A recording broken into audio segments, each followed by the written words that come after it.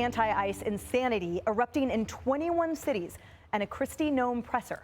A shocking scene in Los Angeles as California Democratic Senator Alex Padilla barged his way into DHS Secretary Kristi Noem's news conference on the LA riots, only to be forcefully removed and handcuffed while on the floor. Watch. Hands up, hands up. I'm Senator Alex Padilla. I have questions for the secretary because the fact of the matter is a half a dozen violent criminals that you're rotating on your I also wanted to hands off. how many of our ICE agents have been docked or On the ground. On the ground. Hands behind your back. Hands behind your back. If you let my hands go and put them behind my back. All right. Cool. One hand. Lay flat. Lay flat. Other hand, sir. Other hand. Well, Senator Padilla and Secretary Noem met afterwards for 15 minutes. They swapped phone numbers, and it was cordial and beneficial. Here's what they had to say. Are you physically hurt, Senator Padilla? Let's come to the microphone, please. Okay. If this is how this administration responds to a senator with a question, if this is how the Department of Homeland Security responds to a senator with a question, you can only imagine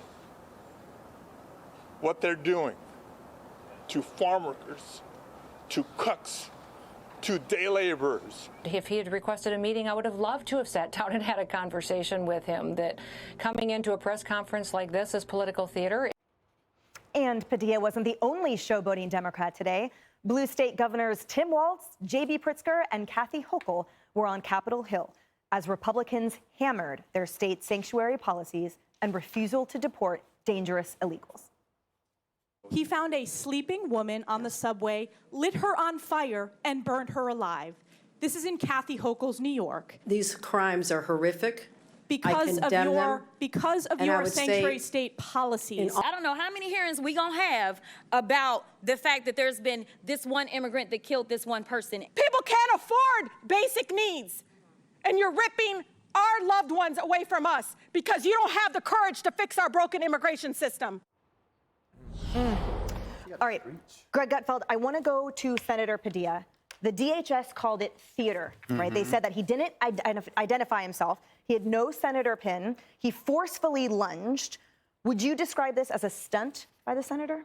I don't know. Do we have to keep reminding Democrats that Trump was nearly killed 11 months ago? It was a fraction of an inch away from death. And it's like they still don't take that seriously. They spent more time on Elon Musk's salute. Do you remember that? So this douche thinks he can plow in after his party spent, I don't know how many years demonizing Trump and by extension supporters and his cabinet. You know, you don't know what security's going to do. He was lucky he wasn't flattened. And if they had acted differently, who knows what would have happened? I don't know who that guy is. Maybe they didn't know who that guy was. If they didn't act correctly, they could have lost their jobs. But Padilla shows why you need order and grown-ups. This is a microcosm. Some guy bursts into a presser shouting, expects to be treated preferentially. He expected his invasion to be allowed. What does that sound like? Their policy with illegal criminals. He just represented that. You will see that video more than you will see the riots that the media denies. It'll be all over the place, which means we should treat it just the way the legacy media treats the riots. That was basically a mostly peaceful hug, you know? And by the way, whatever he was saying, Gavin Newsom tweets, if you handcuff a U.S. senator, what will they do to, like, citizens? Dude, I would assume the same thing, because according to you idiots, no one is above the law. Then can I just touch on the hearings? Watching Stefanik eviscerate Hochul, this is where responsibility meets virtue signaling. And for so long, it required no responsibility. All you had to say was sanctuary city because you didn't have to live it. Now, people lived it. Hochul had no defense at all because she had no defense. What are you going to say? Yeah, I didn't have a sanctuary city. How can the Dems not see that their policies and their beliefs made Trump's presidency inevitable? You know, MAGA didn't just elect Trump. Democrats did. You know, by the way, Senator Padilla was supposed to play first base at the congressional baseball game, but then he flew back to L.A. to do this. And as everyone's Central Park Softball League resident catcher, you don't abandon your post, all right? You don't abandon your position. Get to first base. All right, Jesse, the media coverage over the hearings today called it it devolved over the treatment of immigrants. But isn't the point that it's actually about the treatment of laws, i.e. ignoring them, and the treatment of law enforcement, i.e. blatant obstruction and assaulting them, and the treatment of citizens, i.e. deprioritizing them and putting them in danger? Like, as always, the media totally misses the point. Say IE one more time. I counted 3. IE. How about that? Yeah, the hearings didn't go well today for the Democrats. It's just a bad day for the Democrats. They just are such a bad party. I'm not even taking them seriously anymore. Real men do not let their emotions take over them, okay? This is what Code Pink does, Jessica. They run and they scream and they cause a scene. Real men don't almost cry at a press conference when they just bum rushed a woman. And Greg's right. He didn't seem like a senator. He seemed like a crazy man impersonating a senator. No one knows who Alex Padilla is. Is his name Alex? No one knows who this guy is. He's not Fetterman. He's not Lindsey Graham. No one recognized him. Oh, it's the junior senator from California. Let's make way. He's a nobody. He's a no-name. And these police officers didn't know who he was because he wasn't even wearing his little Senate badge. He wasn't in a suit. This was a stunt. Some would call it gonzo journalism. Some would say I pulled similar stunts for The Factor. And I did, because I was a stupid producer, not a senator. These guys are supposed to move the masses with eloquent words and great uplifting speeches, or they could legislate and they could make it illegal to break into the country. So why don't they just do that and drop the nonsense? This guy is doing it because his base is furious that they don't look like they're doing anything. So he has to show the base he's a fighter, and he's doing it for attention to raise cash. And then he's trying to frame Trump as a dictator because then Trump's guys put him in handcuffs, and he's like, oh, my God, I'm a political prisoner. And then everybody says, wow, Trump's really Hitler, and then they shoot him in the head again. That's what the end result of this is going to be. Jessica, first of all, I love that the two Jessies are twins. That's so cute. You guys started out even coordinate. United. All right, Jessica. So here's a couple of quotes. So Newsom said, outrageous and shameful. Schumer sickened. Your boy Rep Swalwell said, they are terrorizing our community. And the irony to me is that these guys were talking about the Senator Padilla situation and ICE. But when I hear those phrases, I would think they would be talking about throwing Molotov cocktails at law enforcement vehicles or shooting fireworks at the heads of ICE agents, but they're not. Why are they directing their outrage at the ICE agents and enforcement of laws rather than those who are destroying them? Well, they did speak out about the Molotov cocktails, especially the Boulder incident from a week and a half ago or whenever it was. So I don't think those are really fair comparisons. And Jesse says this is a bad day for Democrats. And I would argue that this is a cataclysmic day for the Trump administration and their immigration policy, because it turns out that Donald Trump agrees with Democrats about immigration policy. He started out the day on Truth Social saying, oh, the people who work in hotel and leisure, they have some very good people that are working for them. They're very hardworking. And he knows that because he employed a lot of illegals to work at his clubs, like at Bedminster.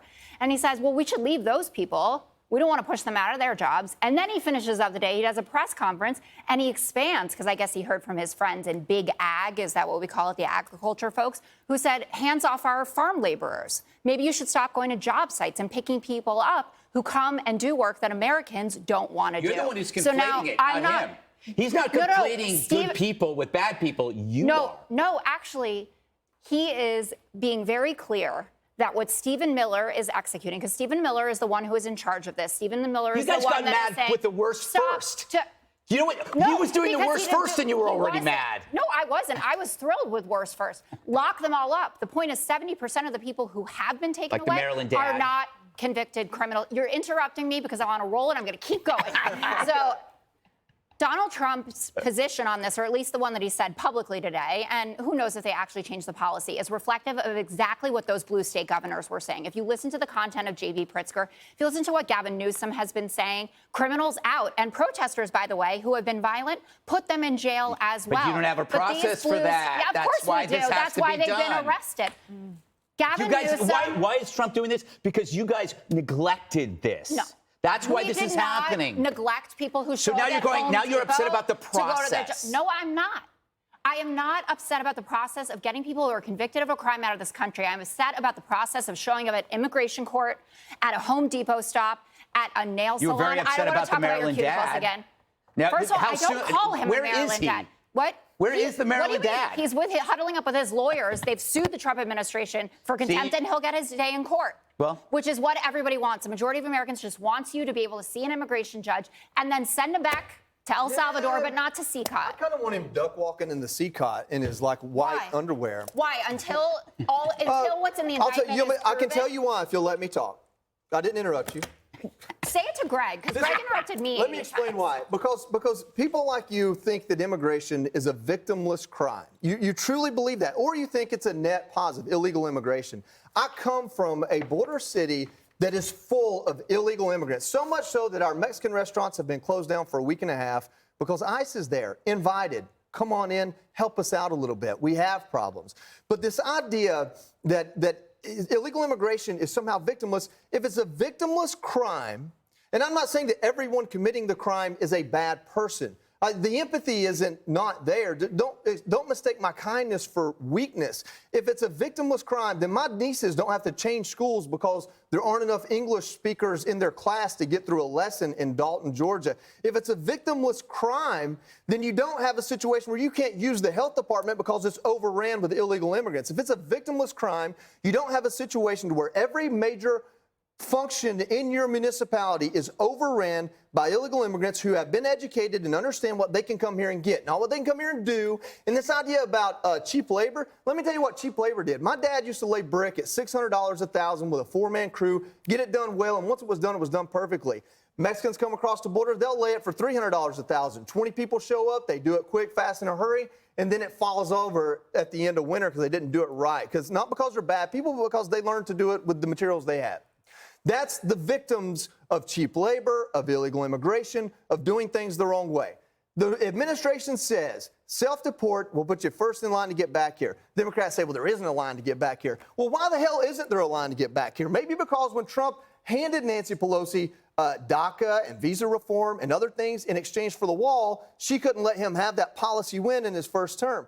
That's the problem. The partisan politics is the problem. That senator from California, who the real insult is nobody knows who the hell he is, he's showing up like that today. That is the problem. That gets nothing done. I'm a big fan of normalizing treating elected officials in power like regular people, and that's exactly what they would have done to someone else. Whew. All right, guys, up next, Joe Biden's media cheap fakers are at it again. That was a delightful. Click here to subscribe to the Fox News YouTube page to catch our hottest interviews and most compelling analysis. You won't get it anywhere else.